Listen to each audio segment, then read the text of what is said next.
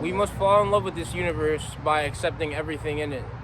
The good and the bad, peace and war, prosperity and poverty. We must love it all. Because we must know what we are beyond experience, beyond highs and lows, beyond gain and pain. Because when you realize that this life is an endless cycle of either good or bad weather, but some people love the rain and some people love the sun. Some people don't like the sun and some people love the rain. So we have to realize that our judgments on life are not good enough to actually describe how beautiful this reality is. You hold yourself back from experiencing what reality is immediately when you try to define reality. Because when you try to define reality, you can't see it for what it is. You see your version of what it is. But the beauty of not needing your version of reality is that you're automatically aligned with reality. You're automatically aligned with the Tao. Because the Tao is infinite acceptance, infinite patience, and infinite silence. Someone might ask, what is God? But I ask you, what is not God? Because everything in this universe, it eventually leads to silence. Silence is the strongest. Why? Because everything eventually leads to it. Notice that even in the greatest noises, the loudest noises, or let's say there's an atomic bomb, it has to end in silence. All the vibrations must come to an end, or they must inhabit a new form. But the silence in between the creation and destruction is the truth. Because every form that you see is blank. It's a blank reality. In order for light to be perceived, it needs to interact with another object. Animals see different colors when it comes to reality. They have different ideas of what reality is. You know, in a sense that some might see a color as orange, another might see a color as red. But what actually is the color of it? Neutral, nothingness. Because the truth is nothingness. Because you are that nothingness, but because you're so obsessed with labels and so attached to ideas of a self, you don't realize what you truly are. But yourself is beyond the idea of a self, which is hilarious. Because this is the beauty of existence, is that it has such vast versions of itself. But how can you have vast versions of yourself if you're limited to oneself? You see, people get confused. They're like, okay, are my intrusive thoughts me? Or am I the thoughts that I'm in control of? Well, neither. You're not in control of your thoughts at all.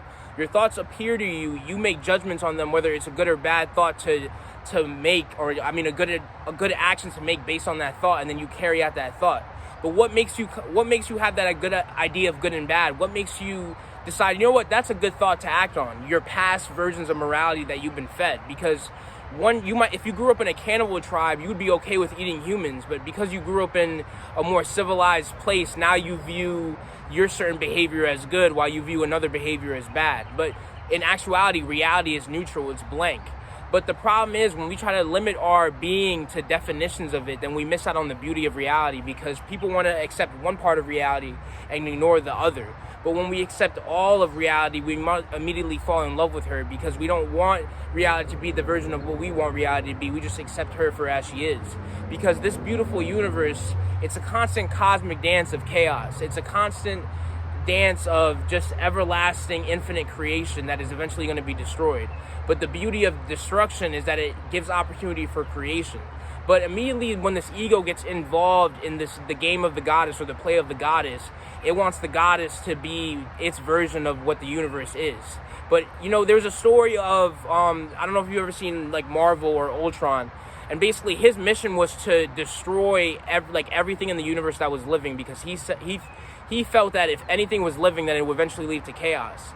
But what about the man who finds peace in war? What about the man who enjoys going to war? He finds peace in that. You see, peace has nothing to do with your external circumstances. It has everything to do with your internal being. Because your internal being is outside of every being externally. Because your true being is outside what can be perceived or judged. But because you're so fascinated with the illusion of Maya, you think that you're limited to just judgments, limited selves, limited judgments, limited I am this and I am that. But you don't know your pure limitless I am that is nirvana. Because your pure limitless I am that is nirvana is beyond a need to be defined. It cannot be defined. It is limitless. And that's the beauty of this universe. You are the goddess. You are God.